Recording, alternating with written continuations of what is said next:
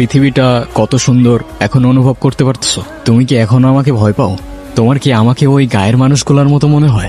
সৃষ্টিকর্তা সৃষ্টি করলো মানুষ, আমরা সৃষ্টি করলাম বৈষম্য, দল, জাতি, বিভেদ, হিংসা, বিদ্বেষ। কাজটা আপনি ঠিক করলেন না দাদা। আপনাকে বারবার সাবধান করেছিলাম দাদা। কি করবে তোমরা? মেয়েটাকে আমাদের হাতে ছেড়ে দিন আর এই গাটা ত্যাগ করুন, তাহলে আর কিছুই করব না। আর মেয়েটিকে তোমাদের হাতে ছেড়ে দিলে তোমরা কি করবে? কি করব আর, ওকেও জ্বালিয়ে দেব। অচ্ছুত জাতের আমাদের এই গায়ে কোনো জায়গা নেই। আমি থাকতে জাতের নামে যদি ওকে কেউ একটা ফুলের টোকাও দেয়, সবগুলার ধরেই মাটিতে পড়ে থাকবে। দাদা, আপনার কাছে এটা আশা করি নাই। সবকিছুর হিসাব হবে। আমাদের পঞ্চায়েত এখনো ধ্বংস হয়ে যায় নাই।